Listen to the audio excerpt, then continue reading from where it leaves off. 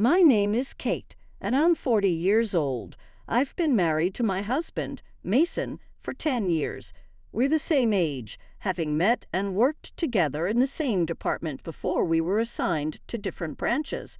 Mason is known for his responsibility and is well regarded by his subordinates, although he is somewhat vain and dislikes showing any weakness. His confidence and masculine charm made him stand out. His excellent work performance had his superiors expecting him to be promoted without any issues. In contrast, I'm more reserved and tend to keep a low profile. I was quite surprised when Mason, with his outgoing nature, pursued me so passionately, given our contrasting personalities. After 2 years of dating, he proposed with a grand bouquet of roses. It was the first time I felt so cherished, and I eagerly accepted. Our initial excitement, however, was overshadowed by an unexpected challenge: living with my in-laws. There had been no prior discussion about this arrangement, and I was reluctant, but Mason insisted. He reassured me, saying that my parents would be pleased and that they were looking forward to having me with them. Their enthusiasm made it hard for me to refuse. So, for the past decade, we've lived in his parents' home. The reality of this arrangement was far from what I had imagined. Every morning I faced my mother-in-law's relentless criticism. "Kate, you forgot to clean the entrance again," she would say right after I finished preparing breakfast. This daily routine of hers became the norm. "I'm sorry," I would respond, but it was never enough. Just apologizing isn't sufficient. "If you understand, go and do it right away," she'd reply. Despite having a job, I was treated like a servant from dawn till dusk. I had to wake up at 5 a.m. to prepare breakfast and clean. My mother-in-law, a housewife, never took on these tasks. I would rush through my chores, head to work, come home, and start dinner immediately. By bedtime, I was so exhausted I could barely stay awake. This relentless routine took a toll on my health, leaving me weak and frequently unwell, likely due to stress. My mother-in-law would often complain about the cleaning, saying, "Do it properly. I don't want the neighbors thinking we're neglecting it." Meanwhile, she would relax in the living room, enjoying the breakfast I had made. "If you don't finish quickly, you'll be late for work," she'd add, never missing a chance to remind me of her expectations. Throughout this ordeal, Mason never stood up for me. My father-in-law would bury himself in his newspaper, pretending not to see the mistreatment I faced in this home. The stress compounded, causing my weight to drop drastically and my health to deteriorate. I lost my period due to the weight loss, making it impossible for me to get pregnant. Despite these hardships, my mother-in-law continued to place the blame on me. Before getting married, I had no idea how challenging our life together would become.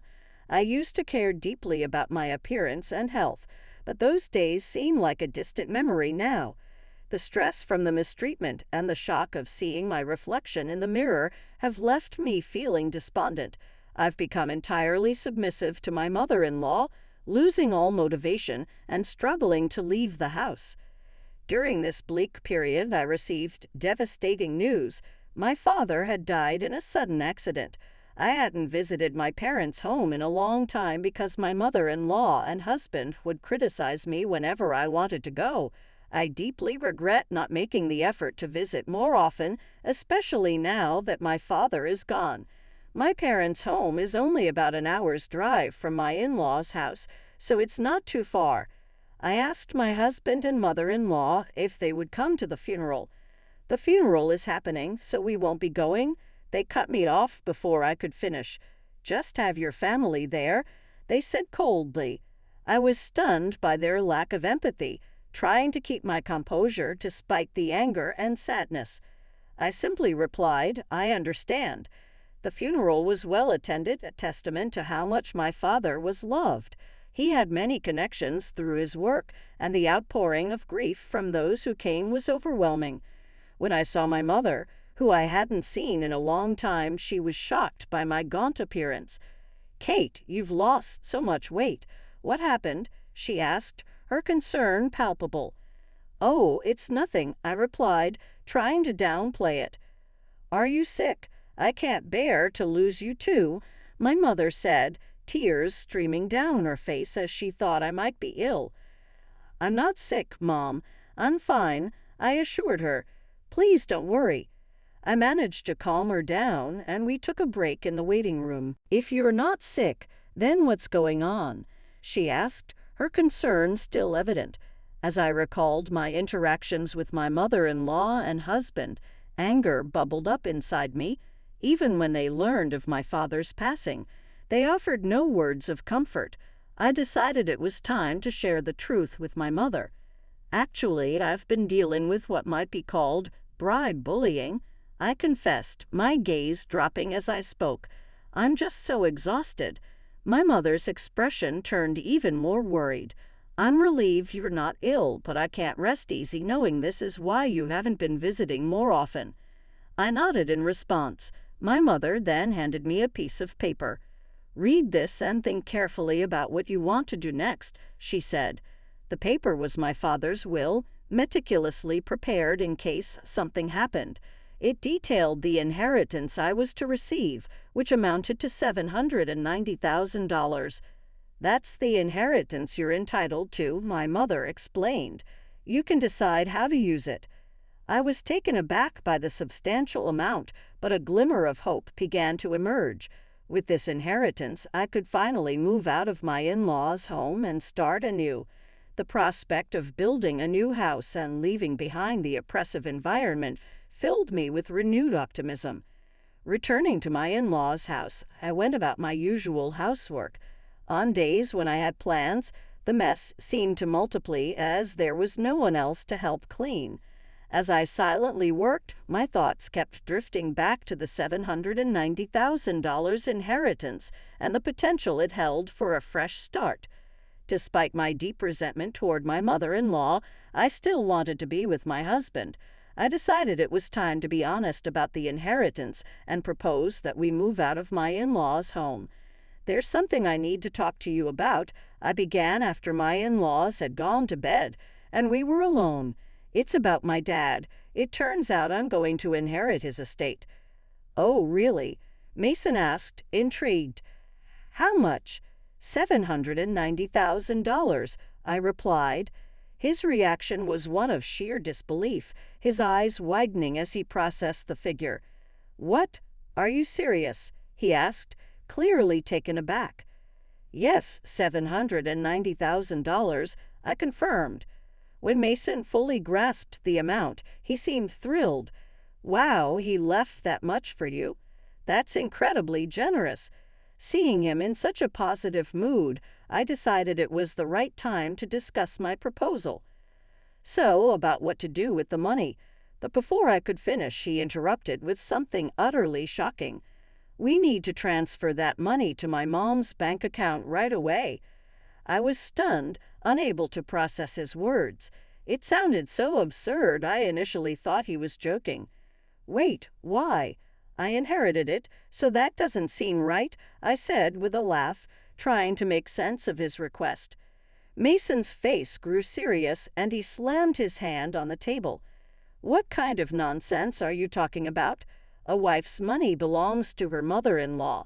His words were so outlandish that I wondered if he even realized how ridiculous he sounded. As I looked into his serious eyes, fear began to creep in. "I'm sorry," I said, feeling a chill. "I don't quite understand what you're saying," I said, feeling overwhelmed. All I wanted was to discuss the possibility of building a house for us. Instead, Mason was trying to claim my inheritance as his mother's property. That night, I was so shocked I couldn't sleep. The next morning, as I prepared breakfast, Mason and my mother-in-law confronted me with angry expressions. "So, Kate," my mother-in-law began, "I heard you inherited $790,000, but said you wouldn't give it to me. What are you thinking?" Clearly, Mason had already informed her about the inheritance. "It's my inheritance," I said. "I don't see why it should go to you." "Stop arguing and transfer the money to my mom's account right now," Mason demanded. "A wife's money is family money, right? It was evident they were determined to seize the inheritance by any means. No matter how much I resisted, they only blamed me. Realizing that further resistance was futile, I fell silent. Mason then handed me a piece of paper. "You're getting carried away just because you've come into some money. What's with the attitude? I'm the one supporting you. If you don't change your mind, it's divorce." The paper was a divorce form, and Mason had already filled out his part. "Take this and go back to your parents' house. If you apologize properly, I might reconsider the divorce," he added coldly. Holding the completed divorce form, I felt a wave of memories wash over me. I had never been supported in this house. I contributed equally to living expenses and handled all the housework, yet I was always looked down upon. In the end, they even tried to take my father's money. If I stayed, I might give in to their demands and hand over the inheritance, but this money was a gift from my father. It felt like an opportunity to assert control over my future. With the filled-out divorce form in hand, I realized I now had the power to make decisions for myself and decide what was next. I resolved firmly in my heart that I would never give up my father's inheritance and made a decisive plan. That evening, after work, I returned to my parents' house. "I'm home," I called out as I entered. "Welcome back, sweetie." My mother greeted me with a warm smile. "I had a feeling you'd be coming home soon." Her gentle demeanor and the comforting aroma of home-cooked dishes greeted me. I felt utterly worn out from everything I'd been through. As I took a bite of the warm meal, tears welled up in my eyes, moved by the simple, genuine comfort of it. "Did you tell Mason about the inheritance?" my mother asked. "Yes, and that's when things got complicated," I replied, sharing everything that had transpired with my husband and mother-in-law. My mother was visibly shocked by their reaction. "The inheritance is yours, and it's up to you to decide how you want to live your life from now on," she said gently, wrapping her arm around my shoulders as tears continued to stream down my face. After spending a week at my mother's house, I felt ready to face the situation head-on. "Well, I'm going now," I said as I prepared to leave. "Take care," my mother replied, her concern evident. I was no longer afraid to return to my in-laws' house. With a renewed mindset, I headed back, determined to stand my ground. When I finally got back, my husband and mother-in-law greeted me with their arms crossed. "Have you reflected on your actions?" "Yes, I'm sorry," I said, my voice steady. "Please let me stay in this house."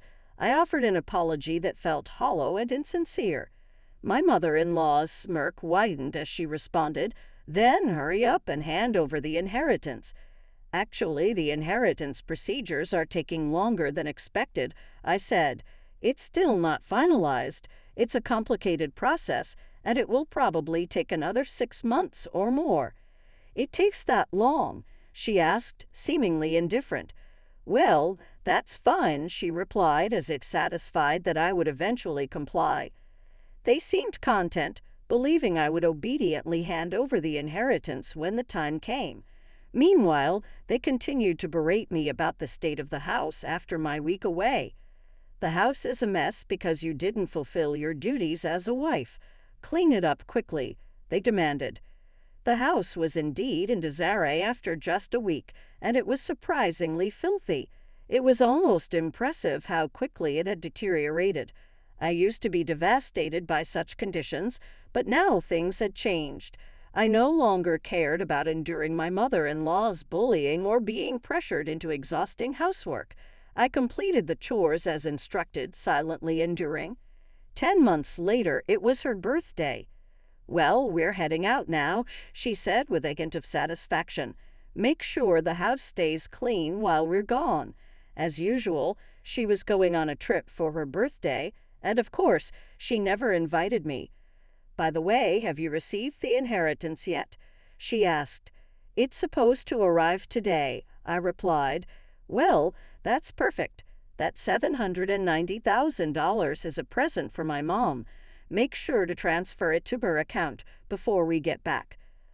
I knew the inheritance wouldn't conveniently arrive on her birthday, and my husband could see through my lie. I didn't respond, only smiled and said, "Take care and have a safe trip." Once they were out of sight, I began putting my plan into action. I had been waiting for this day for a long time. They would surely be surprised when they returned, but it was no longer my concern.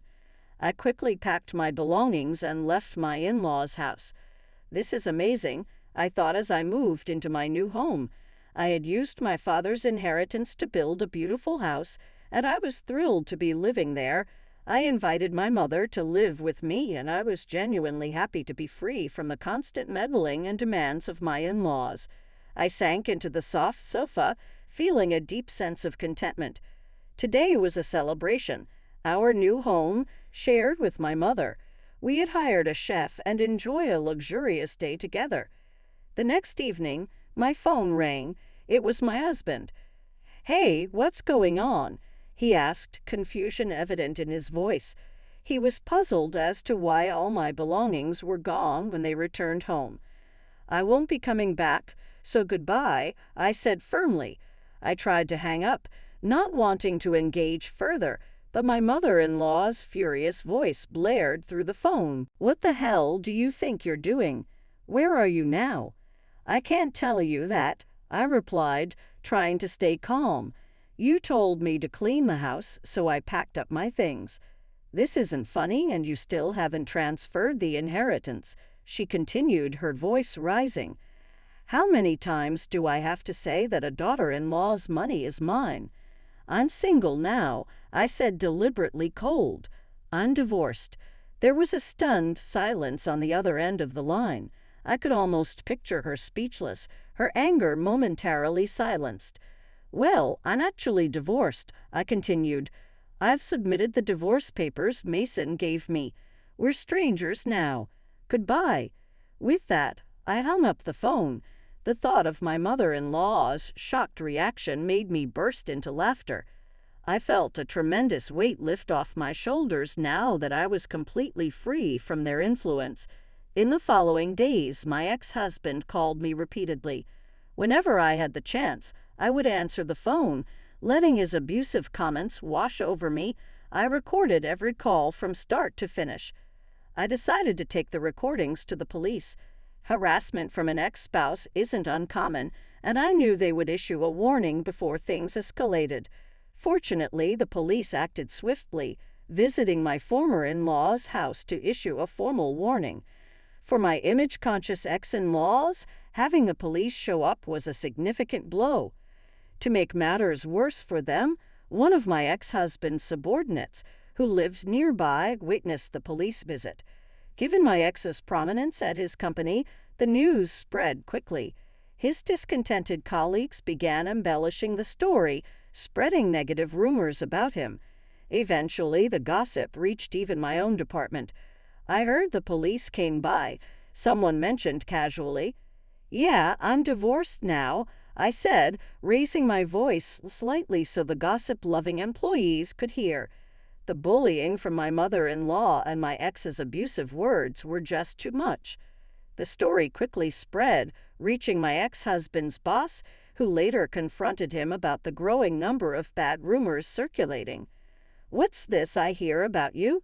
his boss asked, clearly aware of the situation. I have no patience for men who can't cherish their wives. Given the damaging rumors, our reputation had taken a hit, so I decided it was time for a major change. The transfer order I arranged for my ex-husband was severe. He was sent to a branch office notorious for its poor performance. The area was so isolated it was almost like a landlocked island, completely devoid of entertainment or amenities. The message was clear. The transfer meant the end of any future opportunities for advancement. Everything he had worked for would now be in ruins. He had no choice but to accept the transfer and relocate to the remote countryside. As for my ex-mother-in-law, she was devastated by the collapse of her son's reputation and the upheaval in their lives. She withdrew from society completely and eventually fell into a deep depression. Her condition worsened, showing signs of dementia, and she caused disturbances at home. My ex-father-in-law did his best to care for his ailing wife. Even though she was no longer related to me, it was a testament to the enduring bonds of family despite the circumstances. The consequences of their ongoing harassment had come full circle, and I felt a sense of justice seeing them face the repercussions. Now my mother and I are thriving in our new home. We've even taken up gardening in our spacious yard, a hobby that has brought newfound joy into our lives. I never would have discovered such a fulfilling pastime if I had still been living under that oppressive roof. My health, once compromised by stress, has improved remarkably, and I feel truly happy and liberated from my ex-in-laws.